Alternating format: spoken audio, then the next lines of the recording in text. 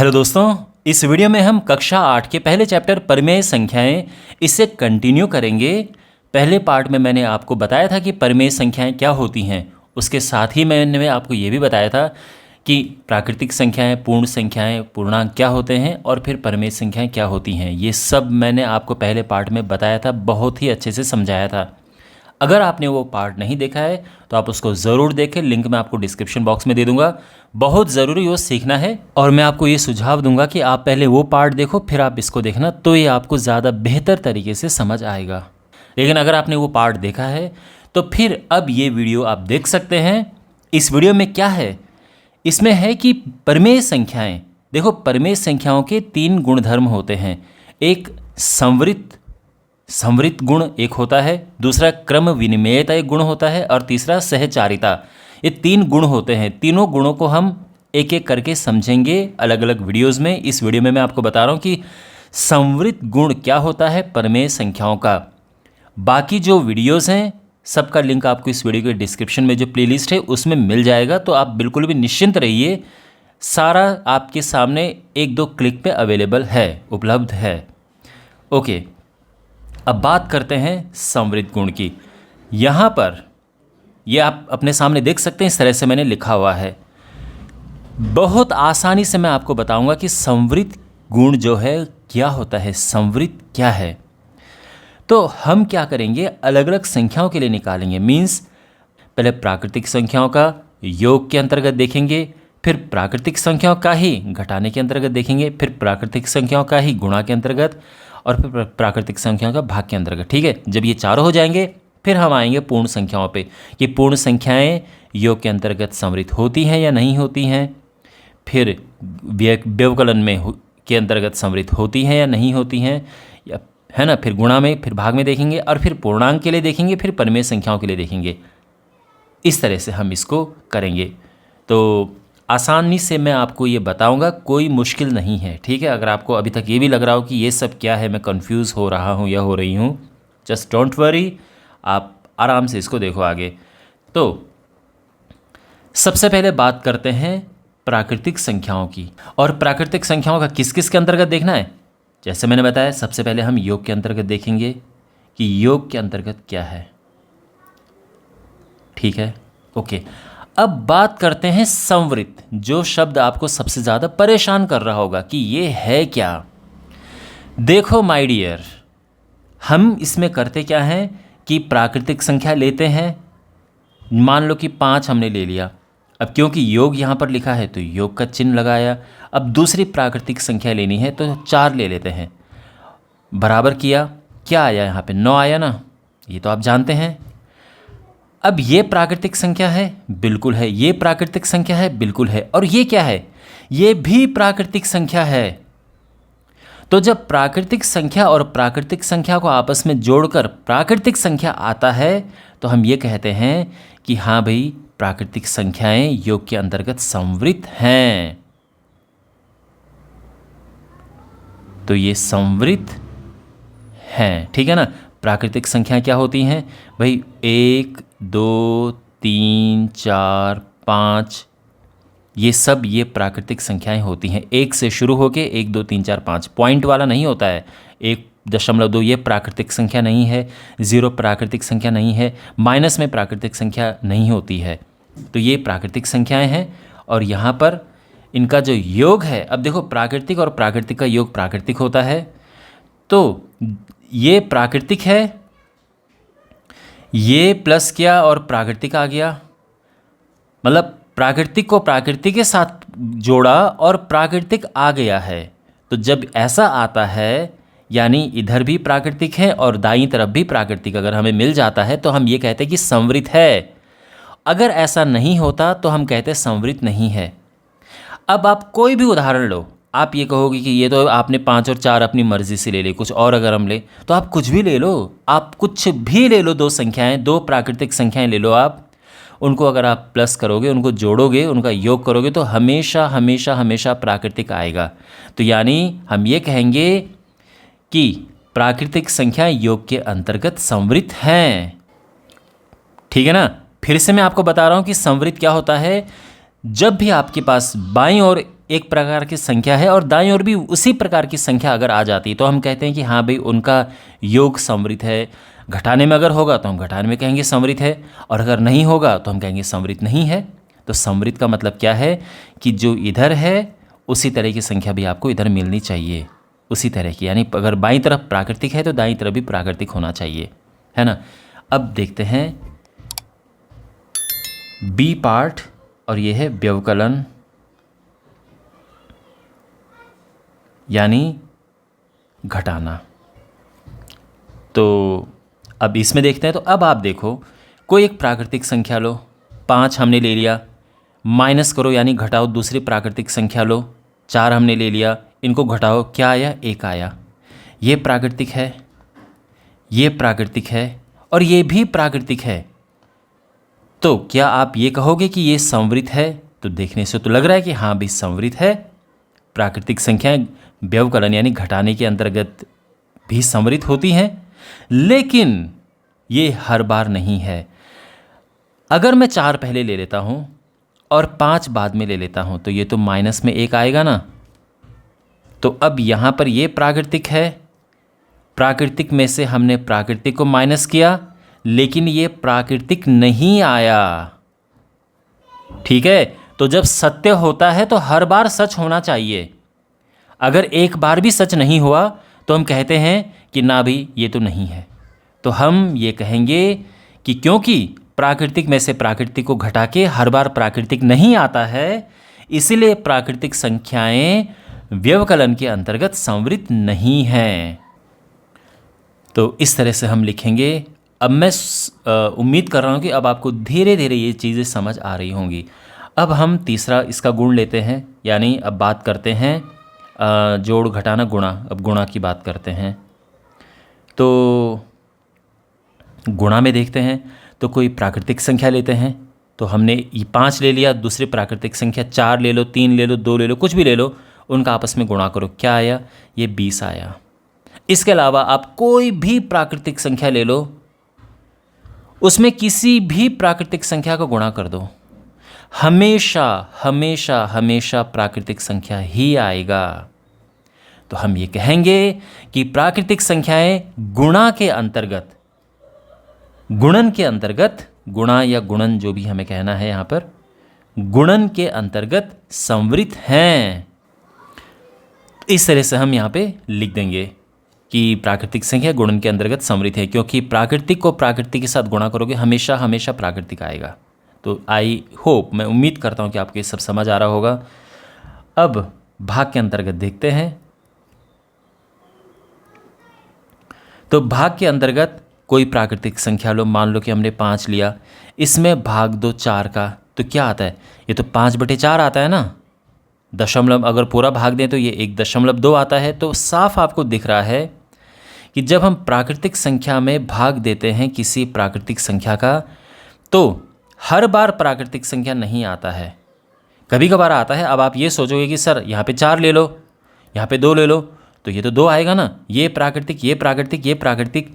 लेकिन my friend, आप इस बात को अच्छे से समझो, जब कोई चीज़ हमें हाँ में प्रूव करनी होती है तो वो चीज़ हर जगह सच होनी चाहिए। अगर हमें कोई चीज़, अगर एक भी जगह अगर वो चीज़ गलत हो गई तो यानी वो ना है। फिर इस बात का ध्यान रखना, अगर कोई चीज़ है, जैसे यहाँ पर लिखा है समृद्ध है, तो ये हर जगह समृद्ध होना चाहिए। ऐसा कोई भी चीज़ नहीं होनी चाहिए कि हम गुणा करें और वो प्राकृतिक संख्या नहीं आए।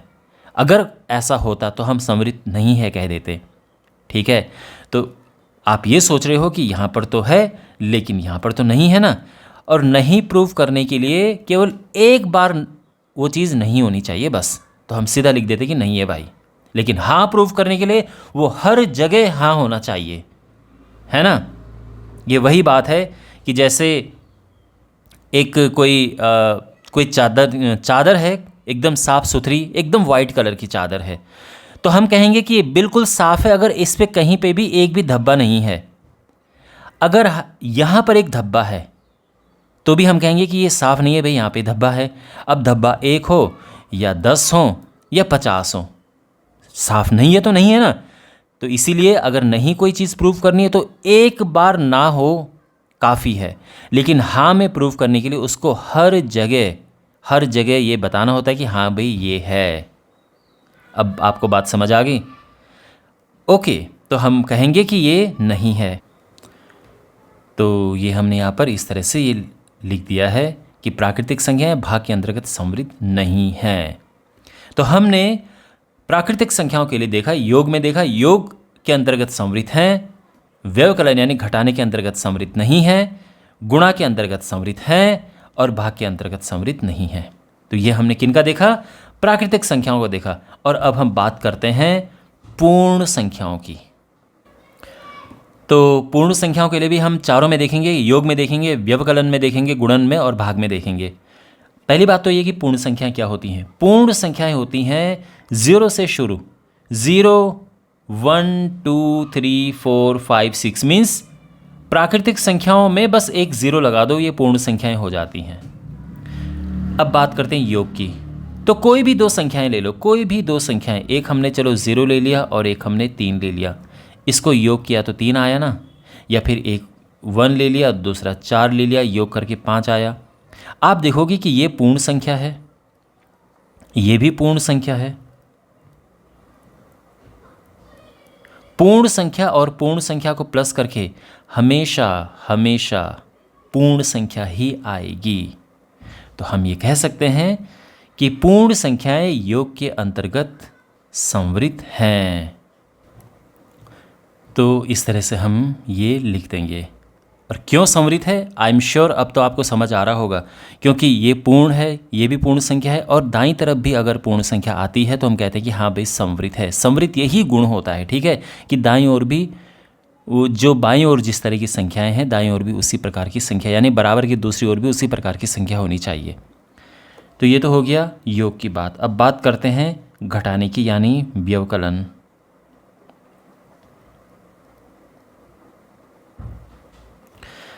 अब यहाँ पर देखो, अब मैं उम्मीद करता हूँ कि आपको अपने आप ही समझ आ रहा होगा कि क्या है क्या नहीं है। अगर यहाँ पर हम इस तरह से लेते हैं कि ये 3 है, उसमें से एक को माइनस कर दिया क्योंकि ये दोनों पूर्ण संख्या हैं, तो 2 आ जाएगा। तो आपको लगेगा कि ये भी पूर्ण है, ये भी पूर्ण है, ये भी पूर्ण है, तो ये संवृत है। लेकिन अगर हमें 1 पहले लिख दूँ और 3 बाद में लिख दूँ तो ये तो माइनस में आ जाएगा ना। तो ये संख्या क्या है? एक ये पूर्ण संख्या है, उसमें माइनस किया हमने पूर्ण संख्या को, लेकिन जो बराबर है उसका जो दायां पक्ष है वो पूर्ण यहाँ पर नहीं है। तो हम इस निष्कर्ष पर, इस नतीजे पर पहुँच सकते हैं कि पूर्ण संख्याएं व्यवकलन के अंतर्गत संवृत नहीं हैं, है ना। तो ये हो गया है। तो इस तरह से हमारा ये स्टेटमेंट आ जाएगा। अब बात करते हैं गुणा की। तो यहाँ पर मेरे लिखने से पहले क्या आप बता सकते हो कि गुणन के अंतर्गत में क्या होगा ये? तो कोई संख्या हमने ली, पूर्ण संख्या, 0 भी ले सकते हैं, कोई दिक्कत नहीं है। इसको गुणा करेंगे हम दूसरी पूर्ण संख्या से, 1, 2, 3, 4, 5 कोई भी ले लो, और बराबर क्या आएगा? ये 0 आ जाएगा। कोई भी आप संख्याएं ले लो, 2 ले लो, 3 ले लो, ये 6 हो जाएगा। आप देखोगे कि ये पूर्ण है, ये पूर्ण है और ये भी पूर्ण है।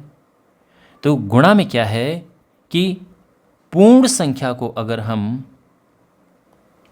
गुणा करेंगे पूर्ण संख्या से तो हमेशा सदैव हमें मिलेगी पूर्ण संख्या। तो हम कहेंगे कि पूर्ण संख्याएं गुणन के अंतर्गत संवृत हैं। तो इस तरह से हमारा फाइनल स्टेटमेंट आ जाएगा। अब बात करते हैं भाग के अंतर्गत ये क्या है।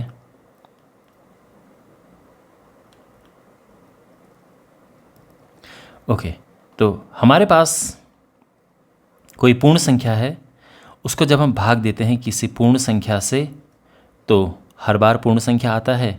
नहीं आता है। उदाहरण के लिए कि जैसे 5 है, 5 में हमने भाग दिया 2 का, 5 पूर्ण संख्या है, 2 पूर्ण संख्या, बट अगर हम इसको भाग देते हैं तो ये आ जाता है 2.5, ढाई हम जिसे कहते हैं। तो ये तो पूर्ण संख्या नहीं है ना। तो हर बार हमें चाहिए, है ना। ऐसा नहीं कि 4 को 2 से भाग दिया तो 2 आ गया तो भाई ये पूर्ण है, नहीं। जब ना होता है तो ना वाला बहाना हमें दे, अगर एक जगह पे भी ना आ जाए तो नहीं हो जाएगा। तो हम कहेंगे कि पूर्ण संख्याएं भाग के अंतर्गत संवृत नहीं हैं। तो इस तरह से हम ये लिख देंगे फाइनली।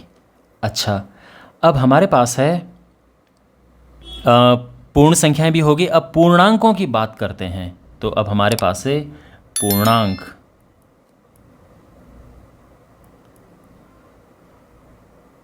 पूर्णांक उनका भी देखेंगे। सबसे पहले हम योग के अंतर्गत ही देखेंगे, लेकिन आप थोड़ा ये जान लो कि पूर्णांक क्या होते हैं। पूर्णांक धन पूर्णांक, शून्य और ऋण पूर्णांक 3 प्रकार के होते हैं। तो अगर माइनस में कोई अगर देखो 1 2 3 4 5 यानी जो प्राकृतिक संख्याएं होती हैं वो पूर्णांक भी होते हैं, साथ में ज़ीरो भी पूर्णांक होता है। अगर हम माइनस में बात करें तो -1 -2 -3 -4, मतलब ये जो पूरे पूरे नंबर होते हैं पूर्ण अंक, ये पूर्णांक होते हैं। माइनस में हो या प्लस में हो या ज़ीरो हो, कोई दिक्कत नहीं है, ठीक है, लेकिन ये पूर्णांक होते हैं। हाँ, दशमलव में नहीं होना चाहिए, भिन्न वगैरह में इस तरह से नहीं होना चाहिए, पूरे अंक इस तरह से हों, कोई दिक्कत नहीं है, ये सभी पूर्णांक होते हैं। अब इनका देखते हैं एक एक पे, सब पे। पहले योग पर देखते हैं। तो योग पे सीधा आप समझ गए होंगे, कोई भी एक पूर्णांक ले लो, उसमें किसी भी पूर्णांक को जोड़ दो। मान लो कि मैंने -3 को जोड़ दिया 2 के साथ में, तो क्या आएगा? 2 के साथ में -3 को जोड़ोगे तो माइनस का 1 आएगा, है ना, क्योंकि सबसे पहली बात तो है कि प्लस माइनस का माइनस होगा और 2 में से 3 या तो -1, इस तरह से होता है, ठीक है ना। लेकिन ये पूर्णांक है,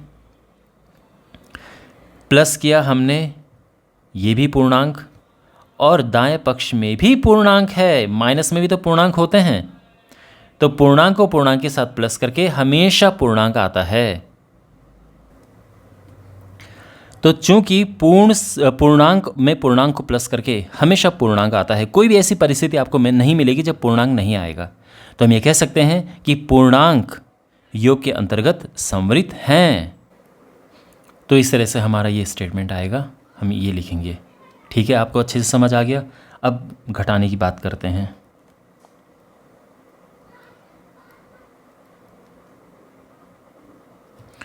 तो व्यवकलन यानी घटाने में देखो, तो घटाने में क्या है, कोई भी पूर्णांक लो, मान लो कि कोई पूर्णांक 2 ले लिया, उसमें से माइनस करो किसी दूसरे पूर्णांक को, मान लो कि मैंने -3 ले लिया, क्या होगा? तो देखो माइनस माइनस करे तो प्लस हो जाएगा और ये 5 आ जाएगा। कोई भी ले लो, हमने ये -4 इधर ले लिया, उसमें से माइनस करेंगे हम 3 को तो ये -7 आ जाएगा। तभी भी क्या है, ये पूर्णांक है, हम उसमें से घटा रहे हैं पूर्णांक, और दाईं तरफ भी पूर्णांक आ रहा है, ठीक है। यानी बाएं पक्ष में पूर्णांक है, दाएं पक्ष में भी पूर्णांक है, और ये हमेशा होगा क्योंकि पूर्णांक माइनस में भी होते हैं, ये इसके साथ है, इसीलिए ये संवृत है। तो पूर्णांक व्यवकलन के अंतर्गत संवृत हैं। तो इस तरह से ये स्टेटमेंट आएगा। अब बात करते हैं गुणा की। तो क्या लगता है आपको, गुणन के अंतर्गत क्या होगा? तो गुणन के अंतर्गत बिल्कुल होगा, मान लो कोई भी ले लो एक पूर्णांक, उसमें गुणा करेंगे हम किसी दूसरे पूर्णांक का, तो हमेशा हमेशा पूर्णांक ही आएगा। तो हम ये कह सकते हैं कि पूर्णांक व्यवकलन गुणन के अंतर्गत संवृत हैं। तो इस तरह से हम लिख देंगे, है ना। तो आई होप ये आपको समझ आ गया होगा। अब बात करते हैं भाग कि भाग के साथ क्या होता है। देखो भाग में क्या है कि अगर हमने कोई ले लिया पूर्णांक, मान लो कि हमने ले लिया 5, उसमें हमने भाग दिया किसी दूसरे पूर्णांक का, मान लो कि हमने भाग दिया -2 से भाग दे दो या 2 से ही भाग दे दो, क्योंकि है तो ये भी पूर्णांक और ये भी पूर्णांक, और ये आ जाएगा भाग दे के 2.5, है ना। तो ये पूर्णांक नहीं है। तो जब पूर्णांक को हम भाग देते हैं पूर्णांक से, तो हर बार पूर्णांक नहीं आता है, और हमें तो हर बार चाहिए अगर हमें चीज़ें हाँ में लेके आनी हैं। तो हम ये कहेंगे कि पूर्णांक भाग के अंतर्गत संवृत नहीं है। तो ये तो हो गया पूर्णांकों का हिसाब किताब। अब बात करते हैं परिमेय संख्याओं के लिए। देखो जैसे कि मैंने आपको बताया कि पिछले वीडियो में मैं आपको डिटेल में समझा चुका हूँ कि परिमेय संख्या क्या होती हैं। यहाँ तक कि ये जो पिछली तीनों संख्याएं हैं, चाहे पूर्णांक हो, पूर्ण संख्याएं हो, प्राकृतिक संख्याएं हो, ये भी परिमेय संख्याएं होती हैं। लेकिन परिमेय संख्याएं इनके अलावा कुछ और भी होती हैं, जैसे जो भिन्न के रूप में लिखी जा सके, जैसे 1/2 परमेय संख्या है, 3/4 परमेय संख्या है, माइनस में भी हो सकता है, -5/7 परमेय संख्या है। तो जो पीछे हैं वो तो हैं ही, उनके साथ तो हम देख चुके हैं, लेकिन जब हम परमेय संख्याओं के साथ ये चेक करेंगे योग में, व्यवकलन, गुणन, भाग में, तो हम इस प्रकार की संख्याएं लेंगे, भिन्न में संख्याएं लेंगे। ठीक है ना, क्योंकि जो भिन्न में नहीं है वो तो हम पहले ही देख चुके हैं।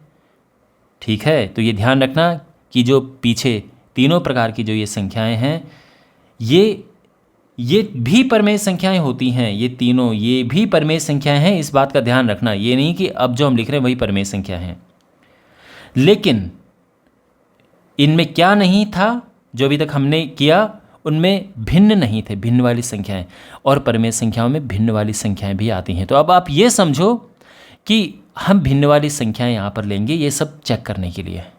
ठीक है ना।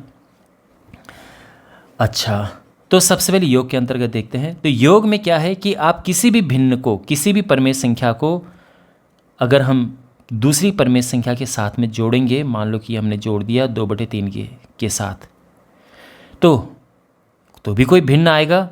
अब अगर आपको जल्दी से करना आ जाता है कि इनका जो एलसीएम है वो 6 आएगा, 3 इधर जाएगा, 4 इधर आएगा, या आसान है कि इनका आपस में गुणा करो, 6 आया, 3 का इधर गुणा करो, 2 का इधर इसमें गुणा करो, 2 दूनी 4। तो ये एक आसान तरीका है। तो ये हो गया 7/6। अब ये परमेय है, ये भी परमेय है, और ये भी परमेय है, और हमेशा आपको परमेय ही मिलेगा। परमेय संख्या में जब आप किसी दूसरी परमेय संख्या को जोड़ोगे तो हमेशा आपको परमेय संख्या मिलेगी। तो हम ये कह सकते हैं कि परमेय संख्याएं योग के अंतर्गत संवृत हैं। तो ये हो गया है, ठीक है ना। अब बात करते हैं घटाने की, यानी व्यवकलन।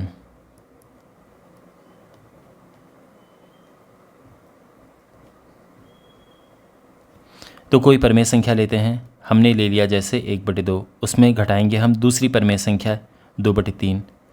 तो किसी भिन्न वाली संख्या में से दूसरी भिन्न की संख्या को घटाओगे तो हमेशा कोई संख्या जो हमें मिलेगी वो भिन्न मिलेगी। या हम अगर ये कहें कि परमेय संख्या में से परमेय संख्या को घटाएंगे तो हमेशा हमें परमेय संख्या मिलेगी, हमेशा, ये ध्यान रखना। ठीक है, तो ये 6 हुआ, 3 - 4, और ये -1/6 आ गया है, और कोई प्रॉब्लम नहीं है, -1/6 बिल्कुल आ सकता है। और ये परमेय संख्या है, माइनस क्या परमेय संख्या, और ये परमेय संख्या आता है, परमेय में से परमेय को माइनस करके परमेय संख्या ही आता है। ठीक है, कभी भी आप देख लो, कोई भी परमेय संख्या को दूसरी परमेय संख्या से माइनस करो, हमेशा परमेय संख्या आएगा। यहाँ तक कि अगर 1/2 में से 1/2 को हमने घटा दिया तो 0 आता है। और ध्यान रखना, मैंने क्या कहा था, जो ऊपर हमने तीनों प्रकार की संख्याएं देखी वो सभी परमेय होती हैं, तो ये भी परमेय संख्या है। तो परमेय संख्या को परमेय संख्या से जब घटाते हैं तो परमेय संख्या आता है। ठीक है, तो हम ये कह सकते हैं कि परमेय संख्याएं व्यवकलन के अंतर्गत संवृत हैं। तो इस तरह से हम ये स्टेटमेंट लिख देंगे। और अब बात करते हैं गुणा की।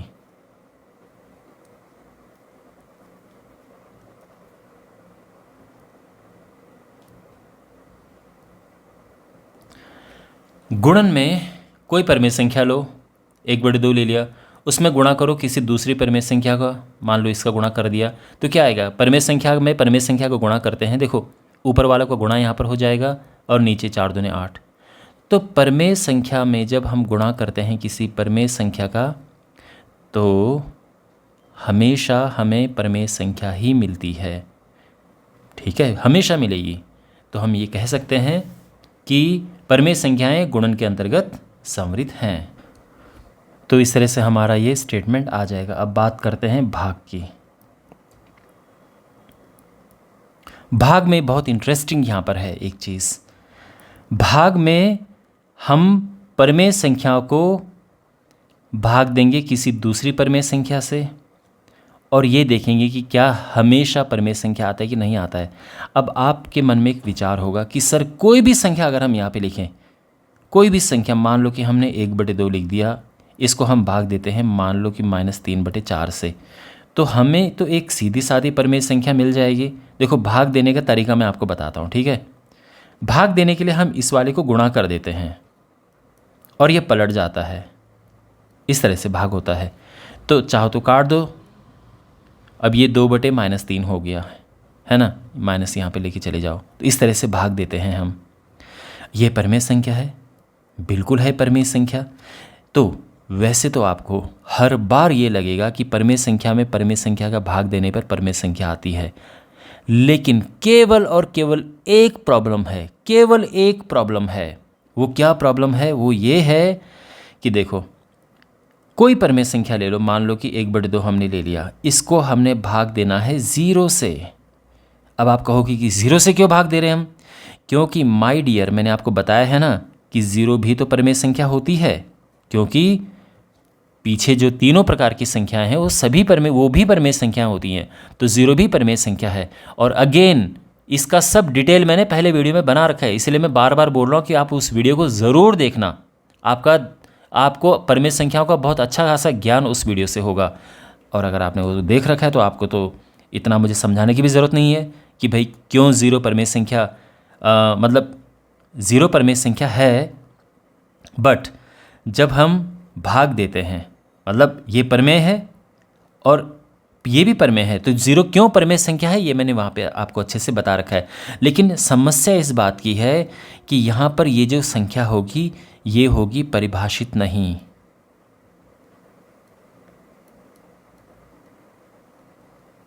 है ना? तो परिमेय संख्या को परिमेय संख्या से भाग दे रहे हैं, 1/2 ले लो या आसान करने के लिए 4 यहाँ पे ले लो। एक संख्या है 4, तो ये परिमेय है, ये भी परिमेय है, 0 भी परिमेय संख्या होती है। लेकिन जब किसी भी संख्या को हम 0 से भाग देते हैं तो हम ये कहते हैं कि परिभाषित नहीं है संख्या, नॉट डिफाइंड है, परिभाषित नहीं।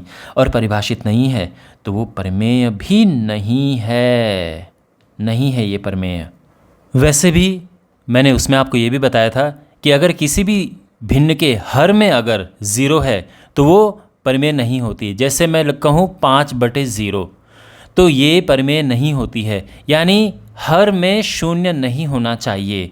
तो यहाँ पर जो लिखा है 4 को 0 से भाग दिया है, ये भी एक प्रकार से 4/0 है, 4/0 है। तो जिस भिन्न के हर में अगर 0 है तो वह परिमेय संख्या नहीं होती है। तो हम इस निष्कर्ष पर पहुँच सकते हैं कि परिमेय संख्याएं भाग के अंतर्गत संवृत नहीं हैं। ओके, तो ये हम लिख देंगे अपना फाइनल स्टेटमेंट। ओके, ऑलराइट, तो इसी के साथ ये वाला पार्ट समाप्त होता है। मैं उम्मीद करता हूँ कि आपको अच्छे से ये समझ आ गया होगा। बहुत डिटेल में मैंने आपको समझाया, एक एक चीज़ आपको समझाई। ओके, कोई डाउट हो कमेंट बॉक्स में पूछना। और जैसे कि मैंने आपको कहा है कि इसके बाकी पार्ट्स, वो भी उनके लिंक आपको इस वीडियो के डिस्क्रिप्शन में जो प्लेलिस्ट है उसमें मिल जाएंगे। ठीक है, मिलते हैं अगले वीडियो में। Take care.